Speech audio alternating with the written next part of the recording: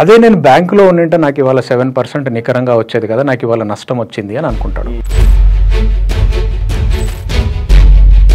అదే మీకు స్టాక్ మార్కెట్లో 30% 40% రిటర్న్స్ వచ్చినప్పుడు నేను అనవసరంగా బ్యాంకులో పెట్టే డబ్బులు అవి కూడా తీసి దీంట్లో వేసింటే బాగుండేది కదా.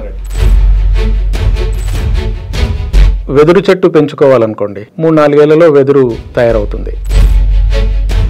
మీరు ఒక 15 సంవత్సరాలు ఆగితే తప్ప టేకు మీకు ఫర్నిచర్కి రెడీ కాదు. ఎర్రచందనం 20 సంవత్సరాలు దాటిన తర్వాతనే సువాసన వస్తుంది. దాంట్లో విత్తనాన్ని భూమిలో నాటిన తర్వాత మీకు ఓపిక లేక 2-3 రోజులకు ఒకసారి గెలికి దాంట్లో ప్రథమాంకనం వచ్చిందా లేదా అని గెలికితే మొక్క చనిపోతుంది, ఆ సీడ్ మొలకెత్తదు. మ్యూచువల్ ఫండ్స్ కూడా అంతే.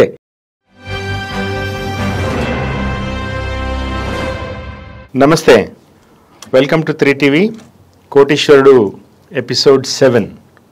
అన్న, వెల్కమ్ టు ది షో. నమస్తే 3TV ప్రేక్షకులకు. అన్న, మనము 6 ఎపిసోడ్లుగా అవును చాలామందిని, మనం అంటే మనం కాదు, యాక్చువల్లీ మీరు చాలామందిని మోటివేట్ చేస్తూ అవును డబ్బులు సంపాదించండి, సంపాదించిన డబ్బులు చాలా ధర్మబద్ధ జీవనం గడపండి అంటూ మీరు ఒక కథ కూడా చెప్పి మోటివేట్ చేసి చాలామందితో మ్యూచువల్ ఫండ్స్లోను సిప్స్ లంసమ్ ఏదైనా కూడా ఇన్వెస్ట్ చేయమని ఎంకరేజ్ చేస్తూ ఈ ప్రోగ్రామ్ ద్వారా మనం చాలామందికి చెప్తున్నాం. అవును. అండ్ నేను కానీ నవనీత్ కానీ మేము కూడా చేసినాం, మీరు చెప్పిన ప్రకారం చేసినాం, అంతవరకు బాగానే ఉంది. అయితే ఈ లాస్ట్ ఫిబ్రవరి అంతా అన్న, అది వాళ్ళు చెప్తారు కదా, స్టాక్ మార్కెట్లు రక్తమోడినాయి. నిన్న ఒక్కరోజే 9 లక్షల కోట్లు ఆవిరైపోయింది. అవును. గత 6 నెలల్లో 94 లక్షల కోట్లు ఆవిరైపోయింది. అవును. ఇంత బేరిష్ ట్రెండ్, కరెక్ట్ పదం వాడినా నేను? కరెక్ట్. సో నేను కూడా నేర్చుకున్నాను. You are becoming financially wise. So ఇంత బేరిష్ ట్రెండ్ ప్రస్తుతం ఉన్నప్పుడు ఆబ్వియస్లీ ఇన్వెస్ట్ చేసేవాళ్ళు, మన ఆడియన్స్ ముఖ్యంగా అన్న, మన ఆడియన్స్ అందరు కూడా కొత్త వాళ్ళు, చాలా వాళ్ళు. యాక్చువల్లీ మన లక్ష్యం కూడా చాలా చిన్న ఇన్వెస్టర్లు, కింద స్థాయి వాళ్ళని, where they have no access, వాళ్ళకు కూడా రీచ్ అవ్వాలనేది మన లక్ష్యం. సో వాళ్ళలో ఈ మార్కెట్ ఇంత కుదేలవ్వడము, దాని రిఫ్లెక్షన్ వాళ్ళ పోర్ట్ఫోలియోలో కనపడము, వాళ్ళ పైసలు తగ్గిపోవడం, ఇది ఒక ఆందోళన గురి చేస్తున్న అంశం. అవును. మీరు ఎట్లా భరోసా ఇస్తారు? ఓకే శ్రీశైల్, మనం చేసిన గత 6 ఎపిసోడ్స్ కన్నా కూడా ఇది నా ఉద్దేశంలో చాలా ముఖ్యమైన ఎపిసోడ్. ఎందుకంటే గత 6 ఎపిసోడ్స్లో మనం ఇన్వెస్ట్మెంట్ గురించిన బేసిక్ థింగ్స్ చెప్పడము, ఫండమెంటల్స్ని ఎడ్యుకేట్ చేయడం కానీ, ఇన్వెస్టర్స్కి ఇన్వెస్ట్మెంట్ గురించిన అవగాహన ఏర్పాటు చేయడం కానీ జరిగింది. ఒక రకంగా అది సులభమైన పని. ఈరోజు ఎందుకు చాలా ముఖ్యమైన డిస్కషన్ అంటున్నానంటే, చాలా బాధ్యతాయుతమైన డిస్కషన్ ఇవాళ. అందుకని అందరూ, నా రిక్వెస్ట్ ఏంటంటే జాగ్రత్తగా వినండి. వీలైనంత వరకు ఇన్వెస్టర్స్కి ఇది వింటున్న వాళ్లకు క్లారిఫై చేయడానికి ప్రయత్నం చేద్దాం. అవసరమైతే పెన్ను పేపర్ కూడా దగ్గర డిస్కషన్లో ముఖ్యంగా యంగ్ ఇన్వెస్టర్స్ చేద్దాము. ఎందుకంటే మీరు అన్నట్టుగా అందరూ భయాందోళనకు గురయ్యి చేస్తున్నది కరెక్టా తప్ప అనే ఒక సందిగ్ధంలో పడ్డారు. కాబట్టి ఇది చాలా ఇంపార్టెంట్. రెండవది ఏంటంటే, ఇప్పుడు ఏదైతే మార్కెట్లో జరుగుతున్నది ఉందో, నా ఉద్దేశంలో, నేనంటే 15-20 ఇయర్స్ నుంచి ఇన్వెస్టర్ని, నేను అన్ని చూసిన వాడిని, ఎగుడు దిగుళ్ళు అన్ని చూసిన వాడిని. ఇప్పుడు పోస్ట్ కరోనాలో ఎవరైతే ఇన్వెస్ట్మెంట్ స్టార్ట్ చేశారో వాళ్ళకి అసలు మార్కెట్ పడడం అంటే ఏందో తెలియదు. వాళ్ళంతా ఒకటే అప్పే చూసారు, అప్ అండ్ అప్ చూశారు. నా ఉద్దేశంలో ఇప్పుడు ఏదైతే మార్కెట్లో జరుగుతుందో, ఈ లర్నింగ్ కాంటెక్స్ట్లో, అంటే ఒక అవగాహన ఏర్పాటు చేసుకోవడానికి, ఇన్వెస్ట్మెంట్ గురించిన నేర్చుకోవడానికి ఒక గోల్డెన్ ఆపర్చునిటీ నా ఉద్దేశంలో. ఎందుకంటే ఇది ఒక మూమెంట్ ఆఫ్ ట్రుత్ లాగా, ఇది మన కళ్ళ ముందర ఇప్పుడు జరుగుతూ ఉంది. దీన్ని ఆధారంగా చేసుకొని మనం ఏదైతే మాట్లాడుతూ వచ్చామో, వివిధ రకాలైన స్ట్రాటజీస్ని మనం మాట్లాడుతూ వచ్చామో, వాటన్నిటికీ ఒక లైవ్ ఎగ్జాంపుల్గా ఇవాళ మార్కెట్లో జరుగుతూ ఉంది. అది ఏంటి, ఎట్లా, ఎందుకు ఇది చాలా ఇంపార్టెంట్ అంటే, మనం ఇన్వెస్ట్మెంట్ గురించిన ఎంకరేజ్మెంట్ చేస్తున్నప్పుడు, అడ్వైజ్ ఇస్తున్నప్పుడు కూడా మనం చాలా క్లియర్గా కొన్ని విషయాలు చెప్పడం జరిగింది. ఎస్ మార్కెట్ ఇవాళ 15%, స్మాల్ క్యాప్ 20% అలా పడిపోయాయి. కాబట్టి ప్రతి దాని గురించిన కూడా ఒక లెర్నింగ్కి మనకి ఇవాళ ఒక ఉదాహరణకి కానీ అవకాశం ఉంది ఇప్పుడు మార్కెట్లో. ఓకే, అసెట్ అలొకేషన్ గురించి చెప్పాము. ఇన్వెస్ట్మెంట్ లాంగ్ టర్మ్ టైం ఉంటేనే మీరు చేయండి. Time is the antidote for risk in the market అని చెప్పాము. ఎస్ఐపిల ద్వారా చేయండి, ఎప్పుడైనా మార్కెట్ పడిపోతే మీరు లంసమ్ చేయండి అని చెప్పాము. కొత్తగా ఇన్వెస్ట్మెంట్ చేసే వాళ్ళ దగ్గర సర్ప్లస్ ఫండ్ ఉన్నా కూడా లంసమ్ ఒకేసారి చేయొద్దండి, అంచెలంచెలుగా చేయండి అని చెప్పడం జరిగింది. ఓకే, మీ వయసుని బేస్ చేసుకొని మీరు పోర్ట్ఫోలియో అలొకేషన్ చేసుకోండి. విత్ ఇన్ ఈక్విటీ దాంట్లో కూడా పోర్ట్ఫోలియోలో మీరు large cap, mid cap, small cap తీసుకోండి అని చెప్పాము. ఓకే, ఈ రోజు మార్కెట్ పడిపోయింది. రీసెంట్గా ఇన్వెస్ట్మెంట్ చేసిన వాళ్ళకి విపరీతమైన నష్టాలు కనిపిస్తున్నాయి. రోజు మీరు అన్నట్లుగా నిన్న ఇన్ని లక్షల కోట్లు పోయినాయి, రక్తపాతం జరిగింది మార్కెట్లో అని అనుకుంటున్నాం కదా. అదే ఒక ఇన్వెస్టరు ఒక ప్లాట్ కొన్నాడు అనుకోండి, రియల్ ఎస్టేట్లో ఒక ల్యాండ్ కొన్నాడు అనుకోండి, ఆయన రోజు దాని వాల్యూస్ చూసుకోడు. కరెక్ట్. వారానికి చూసుకోడు, నెలకు చూసుకోడు. కరెక్ట్. ఫోన్ చేసి ఏం జరుగుతుందని అడగడు. ఇది నా కూతురు పెళ్లి కొరకు కొన్నాను, అది 10 సంవత్సరాల తర్వాత ఉంది అని. బంగారు కొన్నా అలాగే ఉంటుంది. బ్యాంకులో డిపాజిట్ చేసినా కూడా 4 సంవత్సరాలకు 3 సంవత్సరాలకు పీరియడ్కి చేస్తే ఆయన రోజు దాని గురించిన ఎంక్వైరీ కానీ ఏమీ ఉండదు. కేవలం ఈ మార్కెట్ మీదనే ఇలాంటి సైకాలజీ ఉంది. ఓకే, భయం కలగడం ఎందుకు అంటే రోజు దాని అనాలిసిస్ చూడడం, దాన్ని ట్రాక్ చేయడం జరుగుతుంది. ఇన్వెస్ట్మెంట్ చేసేవాళ్ళు, అందుకనే ఒక ప్రైమరీ అడ్వైజ్, ఇన్వెస్ట్మెంట్ చేసేవాళ్ళు ఒక గోల్ ఓరియంటెడ్గా చేస్తే, రైట్, ఒక గోల్ ఓరియంటెడ్గా అంటే నాకు 10 సంవత్సరాలకు 15 సంవత్సరాలకు నాకు ఇంత కావాలి, ఈ పర్పస్ కొరకు కావాలి అని చేసినప్పుడు ఆయన ఇప్పుడున్న సిచ్యువేషన్లో వర్రీ కావాల్సిన అవసరం ఎట్టి పరిస్థితుల్లో కూడా లేదు. ఓకే, అయితే ఎవరైతే ఇప్పుడు ఇది ఎలాంటి మంచి లెసన్ అంటే నేను చెప్పాను, ఈ situation offers a good opportunity అని. మన సైకాలజీ ఎలా ఉంటుంది అంటే మనం మ్యూచువల్ ఫండ్స్లో పెట్టాం. మ్యూచువల్ ఫండ్స్లో ఇవాళ 10%, 5% డిపెండింగ్ అపాన్ ద మార్కెట్, ఆ ఫండ్ రకాన్ని బట్టి లార్జ్ క్యాపా, మిడ్ క్యాపా, స్మాల్ క్యాపా ఎరోజన్ జరిగింది, నష్టం జరిగింది. ఓకే, అయితే అది చూడంగానే ఇన్వెస్టర్ ఏమనుకుంటాడు అంటే, అదే నేను బ్యాంకులో ఉండింటే నాకు ఇవాళ 7% నికరంగా వచ్చేది కదా, నాకు ఇవాళ నష్టం వచ్చింది అని అనుకుంటాడు. ఓకే, అదే మీకు స్టాక్ మార్కెట్లో 30%, 40% రిటర్న్స్ వచ్చినప్పుడు నేను అనవసరంగా బ్యాంకులో పెట్టానే డబ్బులు అవి కూడా తీసి దీంట్లో వేసింటే బాగుండేది కదా. విత్ ఇన్ ఫండ్స్ లో కూడా అయ్యో స్మాల్ క్యాప్స్ 30-40% ఇచ్చాయి, నేను అదే లార్జ్ క్యాప్ లో అనవసరంగా వేశాను, అది దీంట్లో వేసింటే బాగుండేది కదా అని అనుకుంటాను. ఇది ఎప్పుడు జరుగుతుందంటే, ఈ సందిగ్ధము, ఈ కన్ఫ్యూజన్ ఎప్పుడు జరుగుతుంది అంటే, మీరు అసెట్ అలొకేషను ఒక పర్పస్ఫుల్గా మీ టైం డిసైడ్ చేసుకొని గోల్ ఓరియంటెడ్గా ఇన్వెస్ట్మెంట్ చేయకుండా ఏదో ఇక్కడ ఓవర్ నైట్లో డబ్బులు వస్తాయి అనే రాంగ్ ఐడియాతో ఇన్వెస్ట్మెంట్ చేసినప్పుడే జరుగుతుంది. నేను గత 15-20 సంవత్సరాల నుంచి ఇన్వెస్ట్మెంట్ చేస్తున్నాను కదా, ఇవాళ మార్కెట్ కంప్లీట్గా డౌన్ అయినా కూడా నా పోర్ట్ఫోలియోలో large cap it is above 12%. Nice. All large cap mutual funds which are not even 5-star. మీరు యావరేజ్ పర్ఫార్మింగ్ ఫండ్ తీసుకోండి, ఒక కేటగిరీలో బెస్ట్ ఫండ్ కాదు, యావరేజ్ పర్ఫార్మింగ్ ఫండ్ తీసుకున్నా కూడా లార్జ్ క్యాప్ 12% ప్లస్ లో ఉంది, మిడ్ క్యాప్ అబోవ్ 12 to 15% మధ్యలో ఉంది, 15+ or 15% లెవెల్లో స్మాల్ క్యాప్ ఉంది. ఇదే కదా మనం ఎక్స్పెక్ట్ చేసేది. మనం ఇది ఎంత డ్యూరేషన్ లో, ఇది మినిమం 10 year ఉన్న fund, large cap above 10, mid cap above 12, small cap around 15% అనేది నేను అన్ని ఫండ్స్ చెక్ చేసుకున్నాను. నేను ఇవాళ నా మొత్తం పోర్ట్ఫోలియోని లిక్విడేట్ చేసినా కూడా నాకు 16% ప్రాఫిట్ లో ఉంది టోటల్ మ్యూచువల్ యావరేజ్ గా. దీంట్లో నేను గత 4-5 నెలల్లో సంవత్సరంలో ఇన్వెస్ట్మెంట్ చేసినవి కూడా ఉన్నాయి. రైట్. ఓకే, అయితే అదే నేను ఒక 6 నెలల కింద నా పోర్ట్ఫోలియోని అమ్మింటే ఒక 20 lakhs అదనంగా డబ్బులు వచ్చేవి నాకు. రైట్. కానీ నేను ఎందుకు అమ్మలేదు, నాకు ఇప్పుడు అవసరం లేదు కాబట్టి అమ్మలేదు.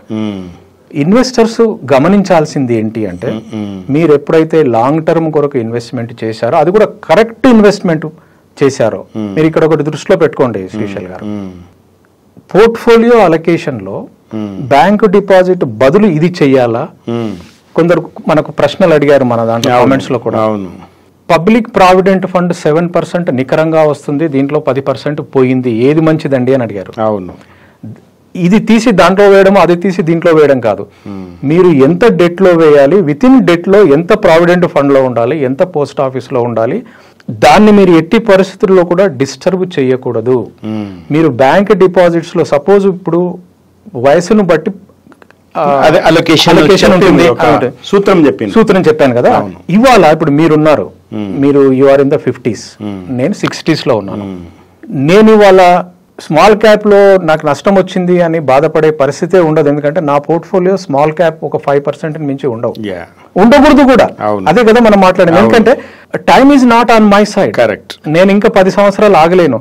మై పోర్ట్ఫోలియో నాదంతా డామినేటెడ్ బై హైబ్రిడ్ ఫండ్స్, తర్వాత large cap funds, flexi cap funds. మీకు అర్థమైంది? మీ పోర్ట్ఫోలియోలో ఒక 15 to 20% maybe mid cap and small caps ఉండొచ్చు. మీరు వర్రీ అవుతున్నారు అంటే మీ పోర్ట్ఫోలియో అలొకేషన్ రాంగ్ ఉంటుంది, అసెట్ అలొకేషన్ కూడా రాంగ్ ఉంటుంది. నేను లేకపోతే ఒక అనవసరమైన పానిక్ మోడ్ లో పోవడం కూడా అయి ఉండొచ్చు కదా. అనవసరమైన పానిక్ మోడ్ అర్థం కానప్పుడే వస్తుంది. అర్థం కానప్పుడు మీరు మార్కెట్ ని అర్థం చేసుకొని ఒక పర్పస్ఫుల్ గా మీకు ఒక కరెక్ట్ దిశానిర్దేశంతో ఎప్పుడైతే మీరు ఇన్వెస్ట్మెంట్ చేస్తారో మీకు భయము కలగదు. ఒక ప్రశ్న ఇందాక ఎవరో పంపించిండ్రు, శ్రవణ్ కుమార్ అని, తను ఫేస్బుక్ లో పెట్టిండు. ఈరోజు స్టాక్ మార్కెట్, ఇది నిన్న పెట్టిండు, ఈరోజు స్టాక్ మార్కెట్ క్రాష్ ఉంది, క్రాష్ ట్రెండింగ్ లో ఉంది. టాప్ 3 ట్రెండింగ్ లో 2 స్టాక్ మార్కెట్, టాప్ 3 ట్రెండింగ్ లో 2 స్టాక్ మార్కెట్ వే. Trump tariff war main reason అంటున్నారు విశ్లేషకులు. మీ అభిప్రాయం ఏంది అన్నారు. ఆ ట్రంప్ కి మనం మళ్ళీ వద్దాము. సో బేసికలీ ఏంటంటే, నేను ఎందుకు చదివినా అంటే, ఇది చాలా మందిలో ఒక ప్యానిక్ ఉంది. అయితే మీరు ఇందాక చెప్పిన ఎగ్జాంపుల్స్ కి తోడు నాకు ఇంకొక ఎగ్జాంపుల్ గుర్తొస్తుంది. ఇప్పుడు మీరు రియల్ ఎస్టేట్ గురించి చెప్పారు. మనం ప్రతిరోజు చెక్ చేసుకోం కదా ఎంత వాల్యూ పెరిగింది నా అసెట్ అనేది. సంవత్సరానికి ఒకసారి కూడా చెక్ చేయం కదా.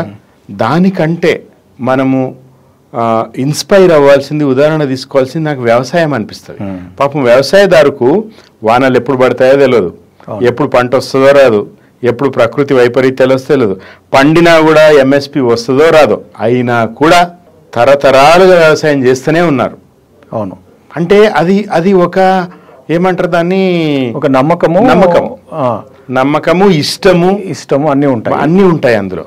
కరెక్ట్. సో అట్లాంటి ఒక నిస్సహాయ స్థితిలో ఉన్న ఒక వ్యవసాయ రంగమే నిజానికి ఈరోజు జీడిపిలో అతిపెద్ద కాంట్రిబ్యూషన్ కదా ఆ మ్యానుఫ్యాక్చరింగ్ తర్వాత.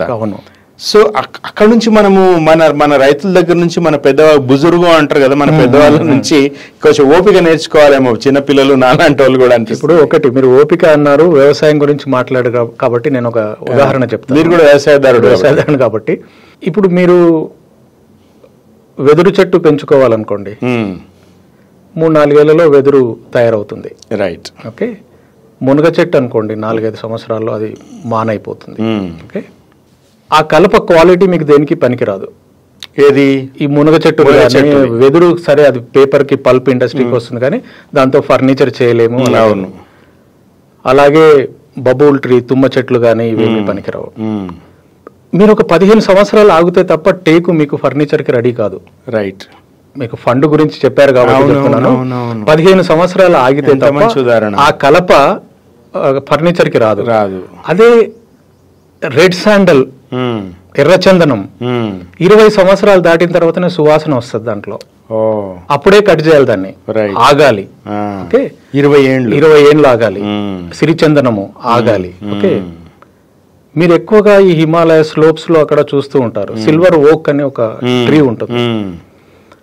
సిల్వర్ ఓక్ ని విత్తనం నాటితే విత్తనము మొలకెత్తడానికి 1 నుంచి 45 రోజులు పడుతుంది. మీరు అదే గోంగూర, టొమాటో, మునగ విత్తనాలు వేస్తే 3వ రోజుకి మీకు మొలక బయటకు వస్తుంది, గుప్పుమని పెరుగుతుంది, చనిపోతుంది, అయిపోతుంది. ఓకే. సిల్వర్ ఓకు 100 సంవత్సరాలు బ్రతుకుంటది. దాని పూర్తి కెనోపీ షేప్ రావడానికే 50 సంవత్సరాలు పడుతుంది. ఆ చెట్టు బా అని అందంగా చూడడానికే పడుతుంది. ఓకే. సో మన జీవితకాలంలో 1-2 చెట్లు చూస్తాము.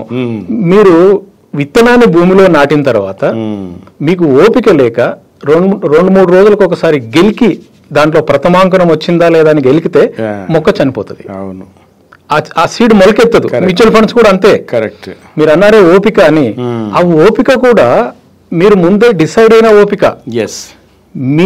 మీ వయసును బట్టి తెలుసు, మీ ఓపికను బట్టి మీరు మీ వయసును బట్టి నాకు 10%, 12%. ఇప్పుడు మీకు మనం నవనీతికి 15-15-15 ఫార్ములా చెప్పాము. కరెక్ట్.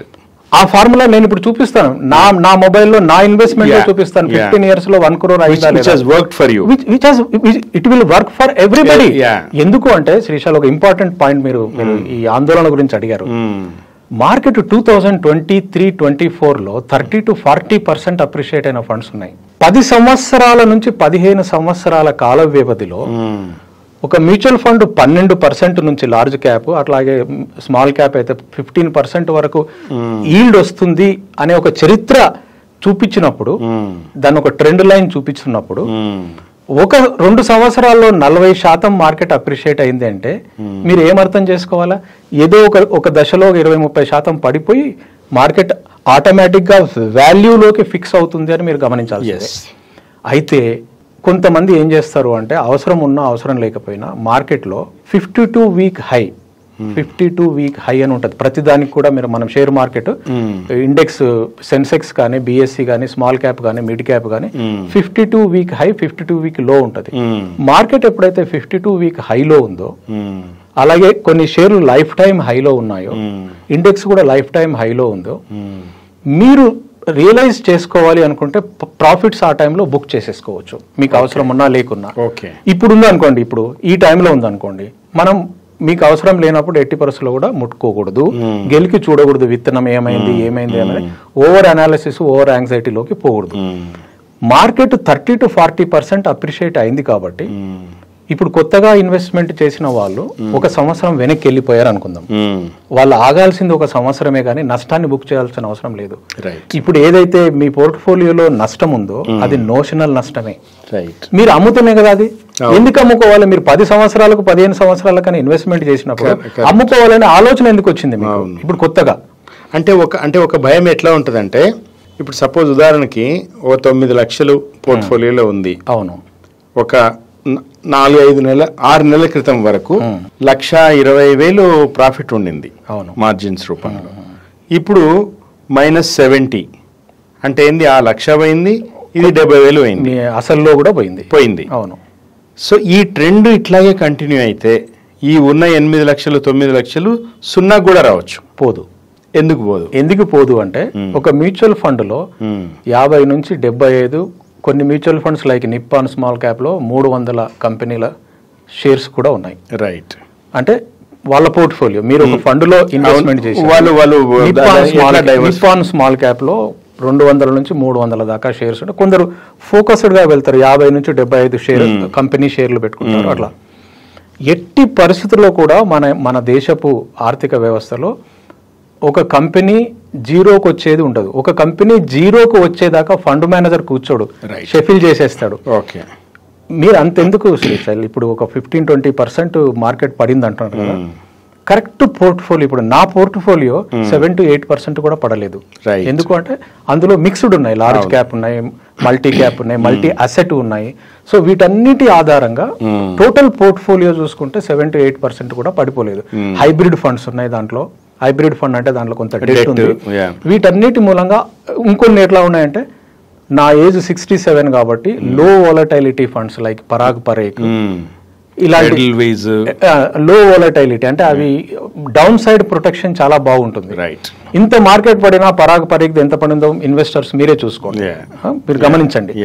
అది మార్కెట్ తో సమానంగా పడలేదు, సగం కూడా పడలేదు. ఎందుకంటే బెంచ్ మార్క్ అంతా కూడా పడలేదు, బెంచ్ మార్క్ అంతా పడలేదు. ప్లస్ మామూలుగా మార్కెట్ లో ఏదైతే టోటల్ గా ఇంత తగ్గింది అనుకుంటున్నామో బిఎస్సి 500 షేర్ ఇండెక్స్ తో సమానంగా, బెంచ్ మార్క్ తో సమానంగా పడలేదు.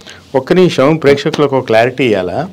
ఇప్పుడు మేము తీసుకుంటున్న పేర్లు, అన్న తీసుకుంటున్న పేర్లు పరాగ్ పరేక్ కానీ, ఎడిల్వీస్ కానీ, ఇప్పుడు పరాగ్ పరేక్ అనేది డౌన్ సైడ్ ప్రొటెక్షన్, ఇవన్నీ పదాలు అన్న వాడుతున్నాడంటే దాని అర్థము ఆయన పరాగ్ పరేక్కి మార్కెటింగ్ చేస్తున్నాడని కాదు. సో ఈ క్లారిటీ నేను ప్రేక్షకులకు ఇవ్వాలనుకుంటున్నా. మేము ఈ షోలో చాలా అబ్జెక్టివ్గా ఇన్వెస్టర్స్కి పనికొచ్చే అంశాలే చెప్తున్నాం. మేము తీసుకునే పేర్లు ఏవి కూడా ఏ ఇన్ఫ్లుయెన్స్తో తీసుకోవడం లేదు. ఇది కేవలం అవగాహన, అనుభవము ద్వారా మాత్రమే చెప్తున్న అంశాలు అనా. ఎందుకంటే ఒక ఉదాహరణని ప్రేక్షకులకు అర్థమయ్యే విధంగా చెప్పడం కొరకు మనం కొన్ని పేర్లను ఉటంకిస్తున్నాం. వాటి మీద మనకు మోహం లేదని చెప్తున్నా. ఇంకొకటి ఏంటంటే ఇవన్నీ కూడా నా ఎక్స్పీరియన్స్ లో ఉన్న ఫండ్స్, నేను అనుభవించిన ఫండ్స్. అది వాటి క్యారెక్టర్స్ నంటి అనలైజ్ చేసి నిజంగా నేను ఎక్స్పీరియన్స్ అయిన ఫండ్స్, వాటిని ప్రేక్షకులకు చెప్పడం కొరకు నేను వాడుకుంటున్నాను. Okay, coming back to the subject, ఎప్పుడైతే మార్కెట్ 30%, 40% 1 year లో పెరిగిందో, 10 సంవత్సరాలు 15 సంవత్సరాల పీరియడ్ లో 15% మించి రిటర్న్ మనం గతంలో ఎప్పుడూ రాలేదనుకుంటున్నాము. మన ఇన్వెస్టర్స్ గమనించాల్సింది ఏంటి అంటే correction is on the cards అనుకోవాల్సిందే. రైట్. ఇప్పుడు నేను కరెక్షన్ వస్తుందని తెలిసినా నేను ఎందుకు అమ్మలేదు అంటే నాకు క్యాష్తో అవసరం లేదు కాబట్టి అలాగే పెట్టి ఇంకా 5 సంవత్సరాలు ఉంచుకోవాలి కాబట్టి ఆ టైంకి నాకు మళ్ళీ గ్యాప్ అప్ అయిపోతుంది, మళ్ళీ రికవర్ అవుతుంది మార్కెట్ అనే కాన్ఫిడెన్స్ ఉంది. ఇవాళ నేను చూసుకున్నా కూడా నాకు 10-15 సంవత్సరాల ఎక్స్పెక్టేషన్స్ నేను మీట్ అయ్యాను ఇది ఈచ్ టైప్ ఆఫ్ ఫండ్ లో. కాబట్టి నాకు నష్టము అనే పదం లేదు. లాభంలో నష్టమా, అసలులో నష్టం కానీ మిగతా ఇన్వెస్ట్మెంట్స్ తో పోల్చుకుంటే లాభంలో నష్టం అంటే కదా ఏం చెప్పగలుగుతాం. లాభం ఎంత లాభం ఈజ్ లాభం, అదే మనం అది చెప్పలేదు. ఇది ఎప్పుడైతే మీ ఎక్స్పెక్టేషన్స్ కరెక్ట్ గా ఉంటాయో, మీ వయసును బట్టి మీ పోర్ట్ఫోలియో అండ్ మీ అసెట్ అలొకేషన్ కరెక్ట్ గా ఉంటాయో, మన ఇద్దరం డిస్కషన్ లో ఎపిసోడ్ 1, 2, 3, 6 దాకా నేను ఏదైతే మ్యూచువల్ ఫండ్స్ గురించి బల్లగుద్ది అష్యూరెన్సెస్ ఇచ్చానో ఐ స్టాండ్ బై దట్. నేను 100% నేను దానికి కట్టుబడి ఉన్నాను. మీరు కొత్త ఇన్వెస్టర్లు అయ్యి మన షోలు స్టార్ట్ అయిన తర్వాత ఇన్వెస్ట్మెంట్ స్టార్ట్ చేసి 10%, 15% వాళ్ళ అసలులోకి వెళ్ళి తగ్గిపోయి నష్టాలు చూస్తున్నారో మీరు వర్రీ కావద్దండి. మీరు ఇవాళ అమ్ముకోవడం కొరకు ఇన్వెస్ట్మెంట్ చేశారా? కాదు. యూత్కి మనం చెప్పింది ఏంటి, 25 years 30 years దాకా లాంగ్ గా మీరు మ్యూచువల్ ఫండ్ అని వదిలినప్పుడు ఓక్ ట్రీ తయారవుతుంది, ఎర్రచందనం చెట్టు తయారవుతుంది. అది మన కాన్సెప్ట్. మీరు వర్రీ అయ్యి సాధారణంగా ఇలాంటి పరిస్థితులలోనే కాదు, గత చరిత్ర చూసుకుంటే ఇది చాలా ఇంపార్టెంట్ మెసేజ్ నేను మన 3TV ప్రేక్షకులకి ఇవ్వాలనుకుంటున్నాను. రిటైల్ ఇన్వెస్టర్స్ ఎందుకు డబ్బు సంపాదించట్లేదు, why they are not making money అంటే ఈ భయంతోనే. రిటైల్ ఇన్వెస్టర్స్ ఏం చేస్తున్నారంటే ఇవాళ 10%, 15% పోయినాయి కాబట్టి ఎస్ఐపిలు ఆపడం కానీ, లేకుంటే మార్కెట్లో ఫండ్ను అమ్మి డబ్బు ఏదో నష్టాన్ని బుక్ చేసుకోవడం కానీ చేస్తున్నాడు. చేసి ఇది ఎలా ఉంటుందంటే, మీరు హోటల్కి వెళ్ళండి, లేకుంటే ఎక్కడైనా బజార్లో ఆగండి, రచ్చబండ కాడ కూర్చోండి, లేకుంటే 4 ఫ్రెండ్స్ని కలవండి. మార్కెట్ బాగా పెరుగుతున్నప్పుడు అందరూ సక్సెస్ స్టోరీస్ గురించి మాట్లాడారు. ఆడికి నాది 30% ప్రాఫిట్ వచ్చింది, నేను దీంట్లో పెట్టాను డబుల్ అయిపోయింది, దీంట్లో చేశాను 3 అంతలు అయిందని సక్సెస్ స్టోరీస్ మాట్లాడుకుంటారు. ఆ యూఫోరియా డెవలప్ అవుతుంది, కొత్త ఇన్వెస్టర్స్ అట్రాక్ట్ అయిపోయి ఆ రేట్లలో ఇన్వెస్ట్మెంట్స్కి వచ్చేస్తారు. ఇలాంటి సిచ్యువేషన్ జరిగినప్పుడు వాళ్ళంతా ఏం చేస్తారంటే భయపడి అమ్ముకొని బయటపడిపోతారు, నష్టాన్ని బుక్ చేసుకుంటారు. కానీ మనం షో స్టార్ట్ కాకముందు కూడా అడిగారు, మన ఎస్ఐపీలు కంటిన్యూ చేయమంటారా, ఎస్ఐపీలు తీసేయమంటారా అని అడిగారు కదా. అసలు ఎస్ఐపి కాన్సెప్ట్ ఏంటి? ప్రైస్ ని యావరేజ్ చేసుకోవడానికే ఎస్ఐపి, అంతే కదా. మీరు 10 రూపాయలకు ఒక యూనిట్ ని కొనుక్కున్నప్పుడు ఇవాళ అదే యూనిట్ 8 రూపాయలకు వచ్చినప్పుడు మీరు కొనుక్కోవాలా, అమ్ముకోవాలా? కొనుక్కోవాలి, ఎక్కువ కొనుక్కోవాలి. ఓకే, మీ దగ్గర డబ్బులు ఉంటాయి. అట్లీస్ట్ ఎస్ఐపీలు అయితే మీరు కంటిన్యూ చేయాలనే కదా, మీరు 5 సంవత్సరాలకు 6 సంవత్సరాలకు కంటిన్యూ చేయాలనే పెట్టారు కదా. వాటిని ఆపడం ఎందుకు? మీరు ఏ ఉద్దేశంతో ఏదైతే ఎస్ఐపి యొక్క అడ్వాంటేజ్ ఉందో, ఎస్ఐపి నుంచి ఉపయోగం ఉందో దాన్ని మీరు నీరు గారుస్తున్నారు. మీరు ఎస్ఐపీలు ఆపేస్తే మాత్రం. రిటైల్ ఇన్వెస్టర్స్ చేసే బిగ్గెస్ట్ మిస్టేక్ అదే. ఎందుకంటే వాళ్ళు మార్కెట్లో అప్ అండ్ డౌన్స్ చూడకుండా, ఈ మార్కెట్లో డౌన్ పీరియడ్ అనేది 100% వస్తుంది, ఒక భయాందోళనకు గురై అమ్ముకోవడం. మీకు డౌన్ పీరియడ్ రాకపోతే అప్ పీరియడ్ కూడా రాదు. ఎందుకు అంటే నేను చెప్తాను. నేను ఈ మధ్య చాలా డిస్కషన్స్ చూశాను.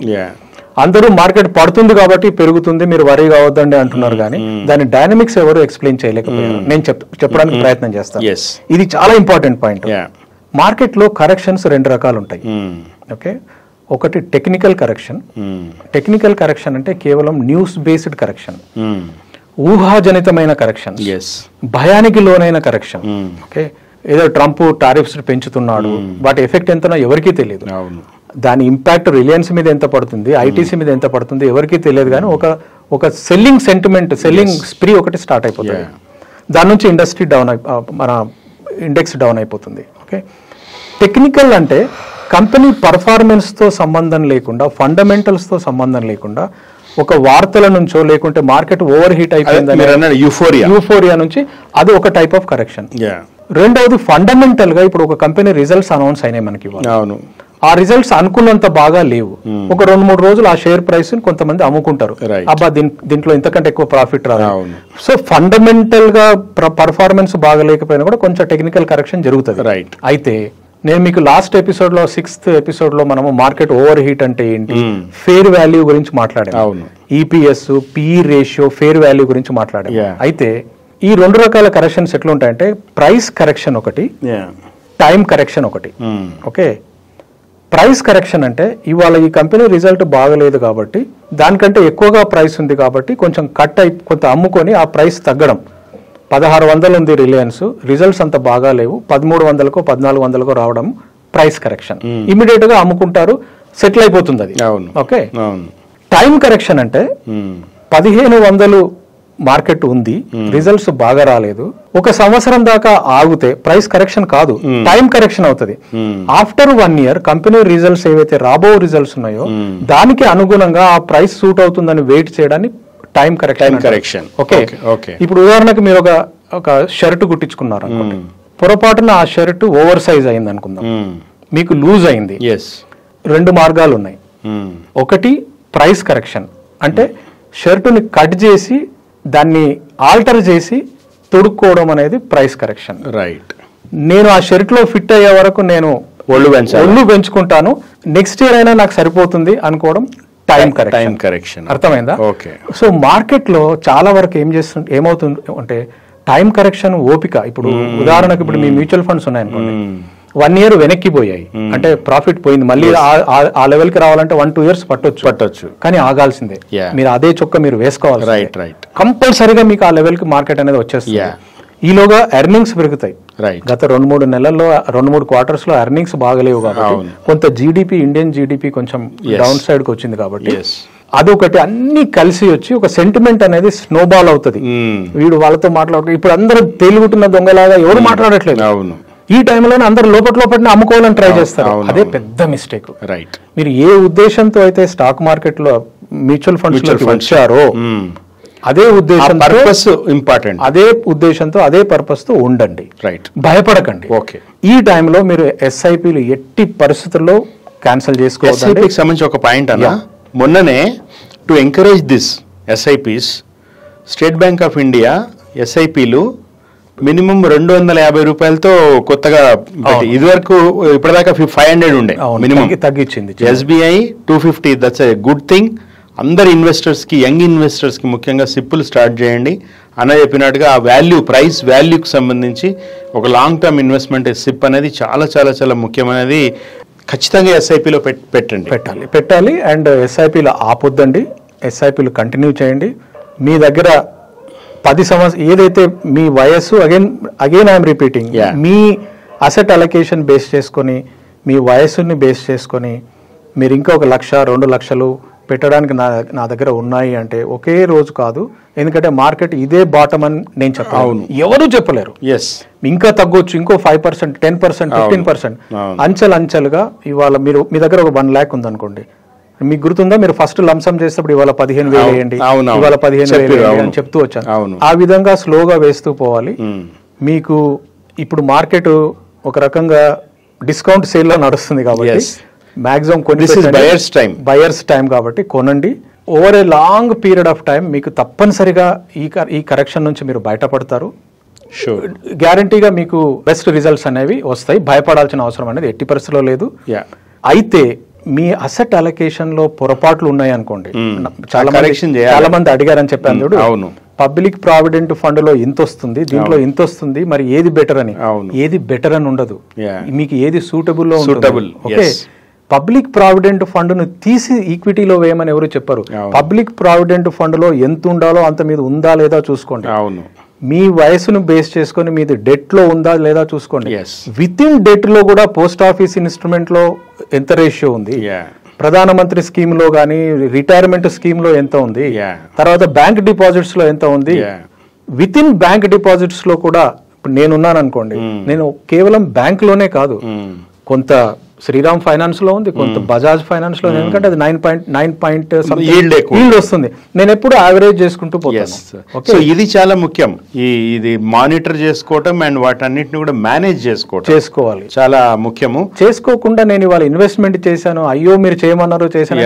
ఇప్పుడు డెట్ లో ఇన్వెస్ట్మెంట్ చేసి మీది ఒక రీజనబుల్ కార్పస్ వచ్చే వరకు మనం ఎప్పుడు డైరెక్ట్ గా ఉన్న 10 పైసలు తీసుకొని వచ్చి మీరు మార్కెట్ లో మ్యూచువల్ ఫండ్ లో పెట్టండి అని ఎప్పుడు చెప్పలేదు. అది కూడా ఒకవేళ మీరు మ్యూచువల్ ఫండ్ తోనే కొత్త పిల్లలు ఇవాళ ఉద్యోగంలో జాయిన్ అయ్యారు, మినిమం 1 లక్షనో 2 లక్షల వాళ్ళ దగ్గర ఎమర్జెన్సీ ఫండ్ డెట్ లో పెట్టిన తర్వాత నేను ఈక్విటీలో వేసుకుంటాను అన్నప్పుడు నీ దగ్గర 20, 25, 30 ఇయర్స్ ఆఫ్ టైం ఉంది కాబట్టి నీకు వర్రీ ఎక్కడి నుంచి వచ్చింది, కొత్తగా ఆలోచన ఎందుకు వచ్చింది?